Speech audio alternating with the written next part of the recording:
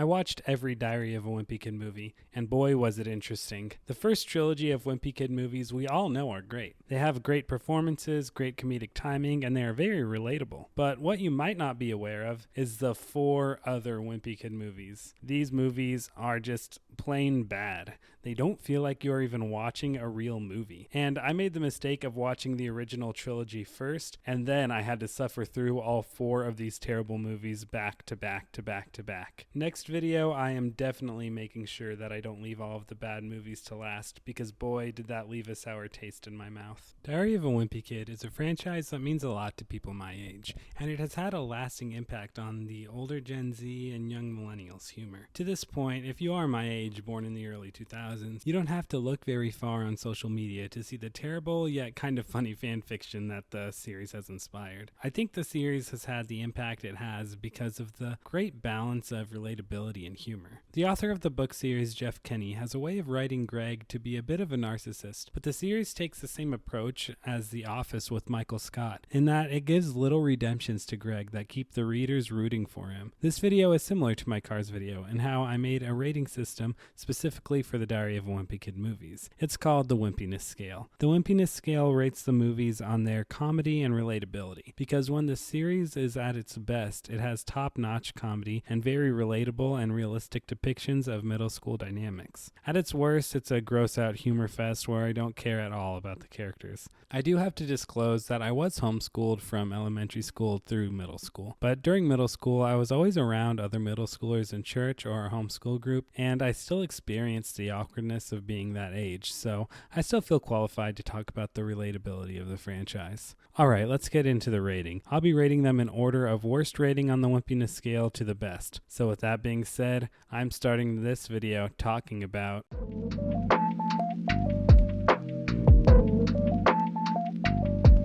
The Long Haul is the reboot of the franchise that came out in 2017 with a brand new cast. The idea of a new cast kind of ruined the potential the movie had from the start. The first cast were so established and had great dynamics with each other, and changing that put a lot of fans off. The recast even caused a whole social media backlash with the hashtag #NotMyRodrick. The new cast, however, was the least of this movie's issues. I think the movie still could have been pretty good with the cast, because the cast did a fine job with the movie they were given. Jason Drucker, who played Greg, I would say did an on-par rendition of the character as Zachary Gordon did in the first movie. As for the other performances from the family, they didn't really stick out, but they weren't these awful, terrible performances. The main issue this movie is facing is the writing. The family is on a road trip to his grandma's birthday party, and Greg wants to make it to this gaming convention to meet his favorite YouTuber, so he diverts the path of their road trip to get him there. On paper, this idea could work really well if it had the same quality of writing as the first 3 movies, but it completely fails at making this story at all entertaining. The parents are both written in ways that are not really consistent with what we expect from the series. The mom is written to be very overbearing, but not in any relatable or realistic way, and the dad almost has no characterization unique to him. Greg and Rodrick's dynamic is decent enough and seems like a real brother relationship, but the comedy just isn't there. As for the rest of the cast, there isn't.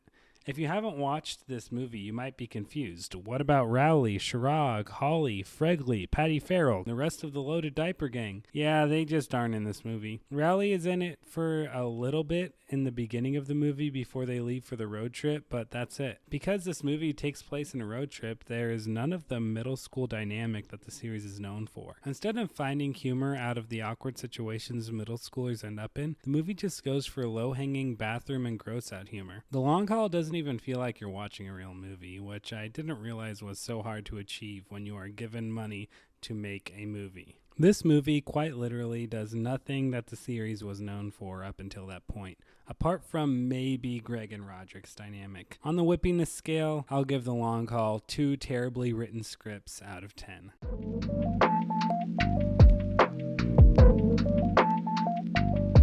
The animated Rodrick Rules was very, very difficult to watch. The only reason it is above The Long Haul is because its lows aren't as low as The Long Haul. I don't see a reason for anyone to ever watch this movie. Not to spoil my rating, but the live-action Rodrick Rules is just such an entertaining and funny movie, and I didn't laugh once when watching this animated version. It's just simply not funny. The live-action one tells the story in such a better way that is suited suited for film. This version is kind of more accurate to the book, but it shows why in the first one they changed it up from the book because it doesn't work for a movie. The story doesn't feel as natural and real, and the growth of Rodrick and Greg's friendship isn't impactful in the slightest. The character utilization isn't there in this one either. I'm struggling to find much to say about this movie because it was so forgettable. After it was over, I felt like I got nothing out of it. Similar to The Long Haul, this just doesn't feel like a complete and real movie. 2022's Rodrick Rules gets 2.5 Rodrick's poorly translated to animation hair out of 10 on the wimpiness scale.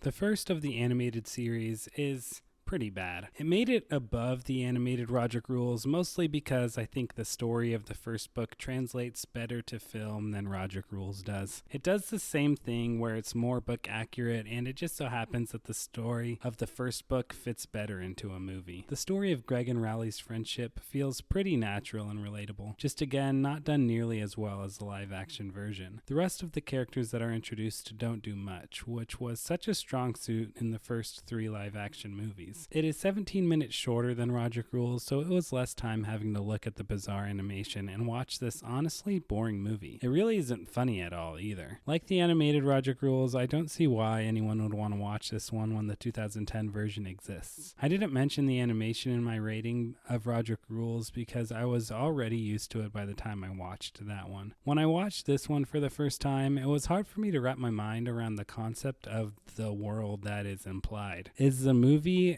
an animated depiction of the events that a real-life Greg wrote about in his diary? Or is this a universe where the people actually look like this and Greg is creating hyper-realistic drawings in his diary? The answer is unclear, and I'm not going to entertain those thoughts any further. The movie also feels unfinished in that some of Greg's mom's lines' audio quality was really bad, which is strange. Why don't you give Greg a pep talk about middle school? Anyways, this one is slightly more exciting than Rodrick Rules, but still very boring, and again, does not feel like a real movie. Diary of a Wimpy Kid from 2021 gets 3 Greg's mom's crispy audio out of 10.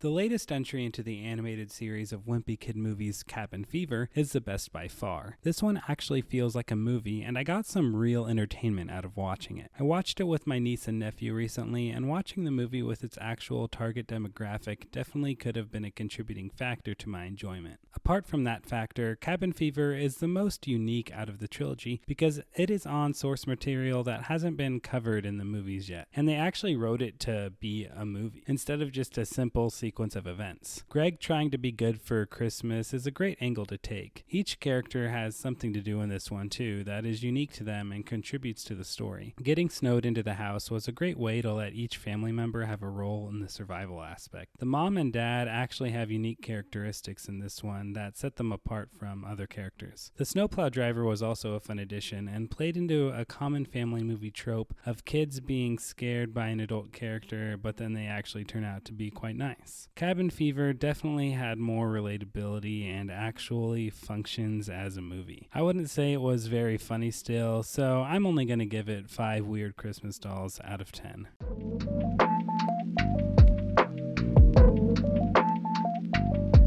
Diary of a Wimpy Kid's first entry to the big screen. Finally, a real movie. The characters introduced all have different things to do that add to the narrative in fun ways and are portrayed in a very enjoyable way by the cast. The humor isn't reliant on low-hanging fruit like potty jokes or gross-out gags. Even though it does have a few of those jokes, it definitely never goes overboard. Greg and Riley's experience in their first year of middle school really encapsulates the actual feelings you feel as a middle schooler, but just in an exaggerated way. But the exaggeration is not a bad thing, as it's really entertaining. It kind of goes into another philosophy that the writers of The Office had in the beginning. The more specific you make something, like the characters or their experiences, the more relatable it becomes. Greg and Riley's experience is very specific, and there's probably not one person that has had that exact experience, but I know so many people in my age group who have completely related to this movie and have had fun watching it throughout their childhoods. When creating this movie, they didn't go for the broad humor that so many movies in this genre go for. They decided to let you sit in the awkwardness sadness of middle school and find the humor in it yourself, with the help of some gross out and physical gags along the way. These 3 live-action films are very close together in their ratings, and this one is rated last out of all of them, mostly because this one is the most mean-spirited out of all of them. It doesn't make the movie bad by any means, but the other films in the trilogy do a better job at making Greg more likable. How Greg treats Riley in this one is definitely hard to watch at some points, but it is ultimately redeemed at the end. On the wimpiness scale, I give Diary of a Wimpy Kid 9 moldy cheese slices on the blacktop out of 10.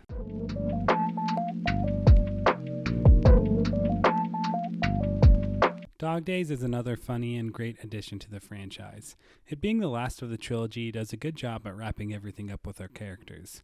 Greg and his dad's relationship being the highlight of the movie I find to be very refreshing. Dog Days is probably the least mean-spirited out of all of them. As a viewer, you can really see Greg's growth from the first 2 movies by the end of this one. The story of his dad making the intentional decision to reach out to Greg more makes for a really great story, and you get to see how both of them grow and realize how similar they really are. Steve Zahn pulls off a hilarious performance here that honestly cannot be rivaled. The scene where he pulls out the cords of the TV is one of the funniest things I've ever seen. But then he is immediately able to get serious in the scene a few minutes later. Some of the scenes in this one are really hard to watch, with Greg's dad finding out he has been lying about his job. But the redemption at the end of the camping trip with Greg taking real responsibility for his actions is a great payoff for the whole series. The rest of the movie at Heather's birthday is a bonus, with getting to see Loaded Diaper perform one more time, and then we finally get a conclusion on Holly and Greg's storyline as well. Putting a dog in the family also made for some fun gags. This one, like the first one, is a great movie, but it doesn't quite reach the highs that Rodrick Rules is going to reach. I give Dog Days 9.5 Loaded Diaper Pyrotechnics out of 10 on the wimpiness scale.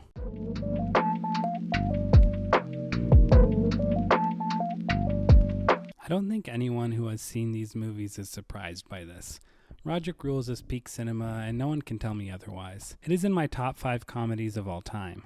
I mean, even Christopher Nolan likes this movie, and I'm not even lying about that. And also, there's an actor from Diary of a Wimpy Kid who I grew up watching. Rodrick Rules. Man. Yes, Rodrick Rules. Yes, Yeah, where I was absolutely. like, oh my god, that's Rodrick. Yeah. And it was really cool seeing him in like this, like a really dramatic role. He has his moment. Yeah, he does have his moment. Very much. Okay, enough gushing about the movie. Let me tell you exactly why it is so good. The supporting characters, like the other entries in this trilogy, are all great and have great moments. But in this one, they really stand out. The parents both have great roles. The mom, played by Rachel Harris, definitely stands out more than the dad here. But every moment the dad is on screen, he is doing something hilarious. I will never stop quoting. What was General Grant doing on the thermostat? Look, don't! These are off limits! No touch! They are not toys! They're figurines!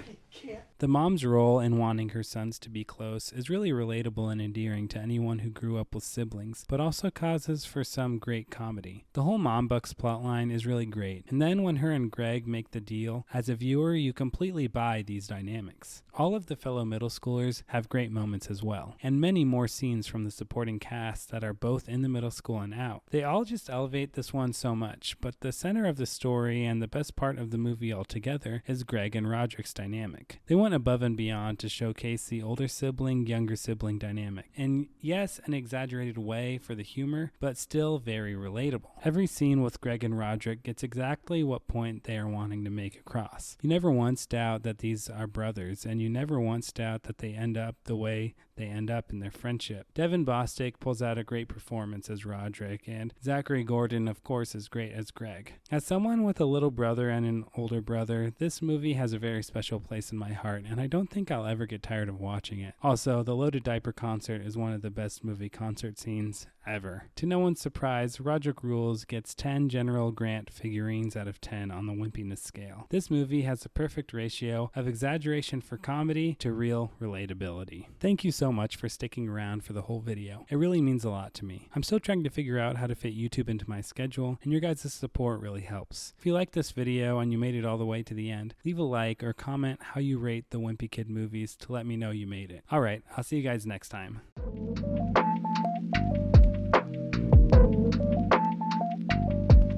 Oh, by the way, if you watch Sean Chandler Talks About and you notice that our order of ranking these is the exact same, I promise it wasn't on purpose. After I finished writing my script, I went and checked out Sean's ranking because I remember he had one, and I realized we had the exact same order. It must mean that this is just the correct order and not a matter of opinion.